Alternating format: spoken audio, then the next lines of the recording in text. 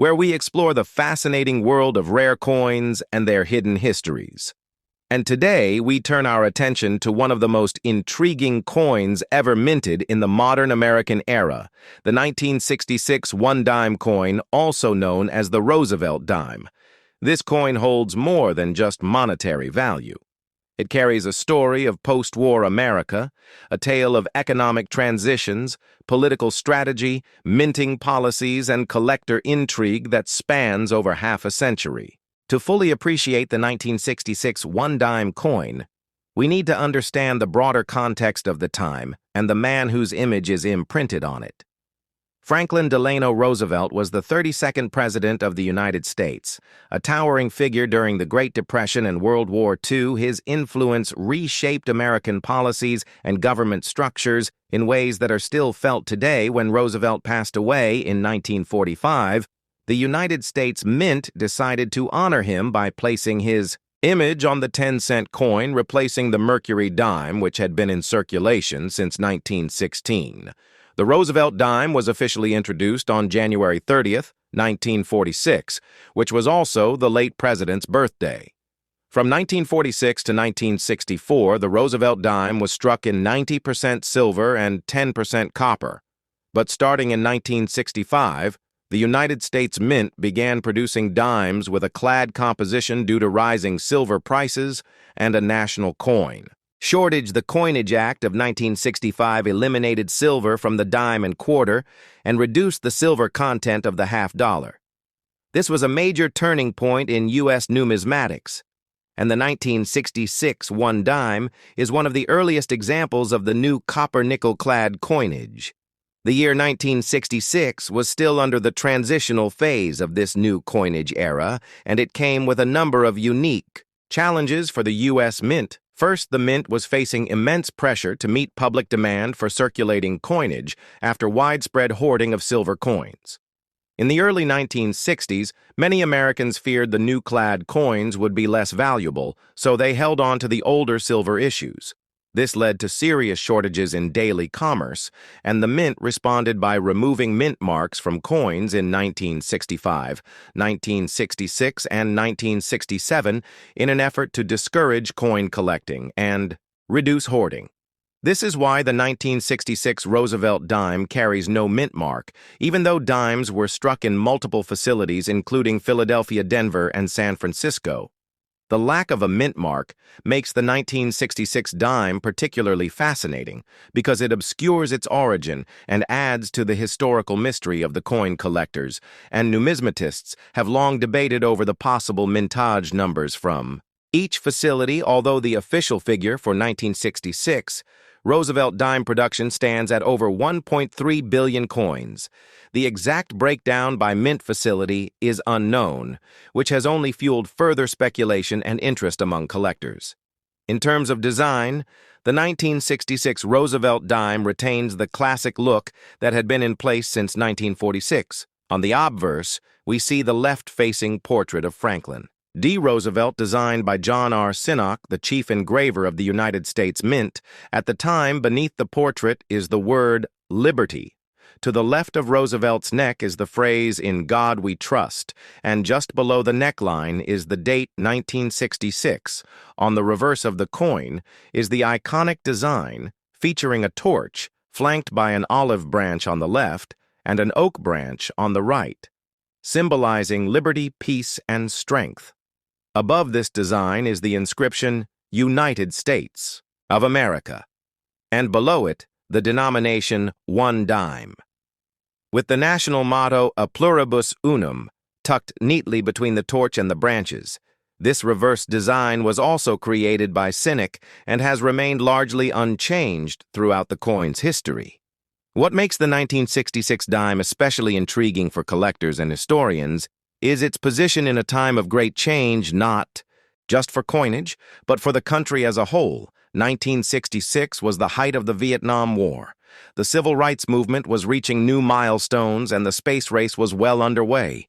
The American economy was shifting gears from post-war industrial growth into a new era of technological advancement. Inflation was becoming a growing concern, and the decisions made about coinage reflected deep concerns about cost stability and public trust.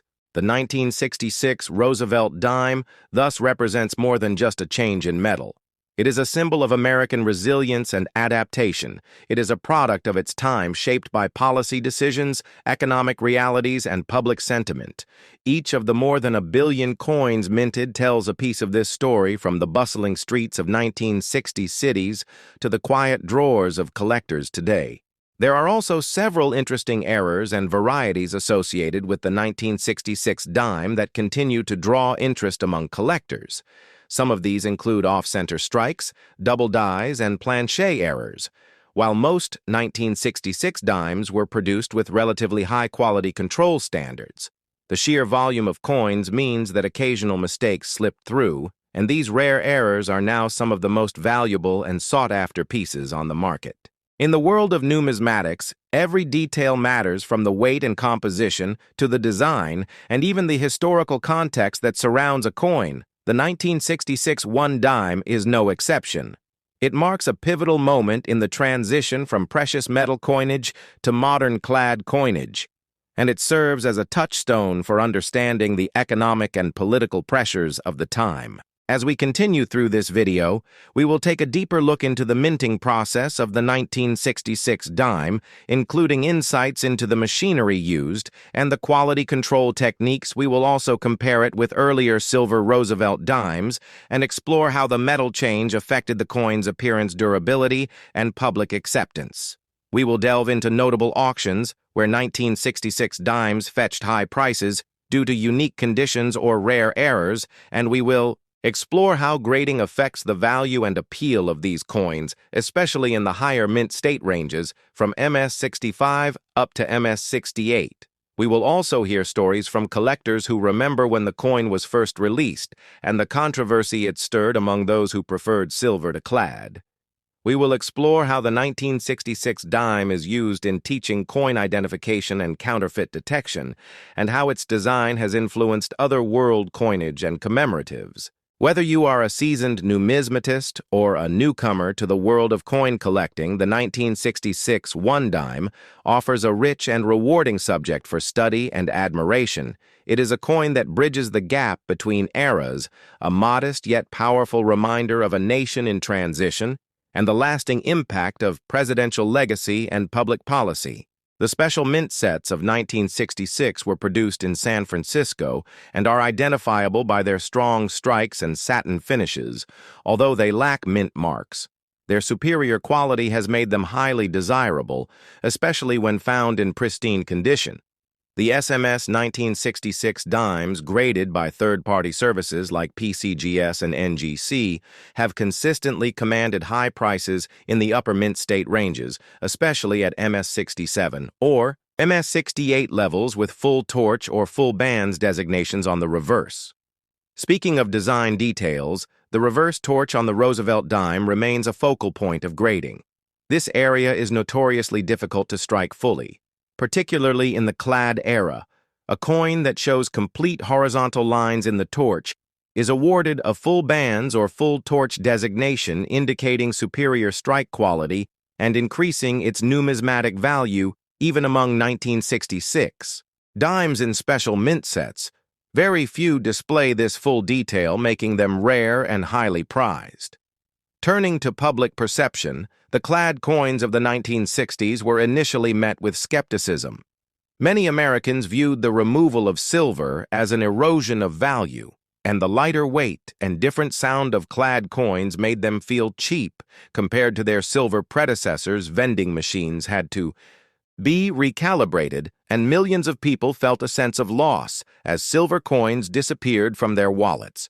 This emotional and economic shift is a key part of the 1966 dime's identity. It was not just a coin, but a symbol of change in trust in modernity and in American values. Over the years, the 1966 Roosevelt Dime has become a key piece for teaching monetary policy changes in schools, museums, and economic history courses. It illustrates how governments must balance budgetary concerns with public expectations and how materials science plays a role in national policy. Even the way the coin wears down over time has been studied to improve future coin design and composition making. The 1966 dime both a product and a tool of research and innovation. From a historical documentation standpoint, no mint mark years like 1966 are also important for collectors building complete date sets, as they represent anomalies within the long-running Roosevelt Dime series. Many collectors seek to acquire both regular circulation strikes and special mint set versions to showcase the range of quality and aesthetics available in this transitional period. In the world of error coins, the 1966 dime has also earned a reputation for producing some intriguing misstrikes. And planche flaws examples include clipped planches where the coin is missing, a curved segment, broad strikes, which occur when the coin is struck without a collar resulting in a wider diameter, and off-center strikes where the image is visibly misaligned. Double die errors, though rare, have also been reported, and such coins are immediately elevated in both interest and market value. Auction records show that high-grade 1966 dimes, especially from SMS sets, can fetch hundreds and occasionally thousands of dollars, depending on condition, strike quality, and certification. Many collectors are still on the lookout for that perfect MS-68 example, with full torch details and pristine luster, while others cherish their 1966 dime as a nostalgic reminder of childhood bus fare pocket change or family coin jars. In closing, the 1966 Roosevelt Dime is more than just a 10-cent piece. It is a historical artifact, a representation of political strategy, a product of scientific innovation, and a collector's treasure. It reflects the era of Johnson's Great Society, the fear and change caused by economic uncertainty, and the mint's bold decision to step away from precious metals. Its existence challenges us to reconsider the meaning of value, both intrinsic and symbolic, and it stands as a proud emblem of American resilience in a changing world.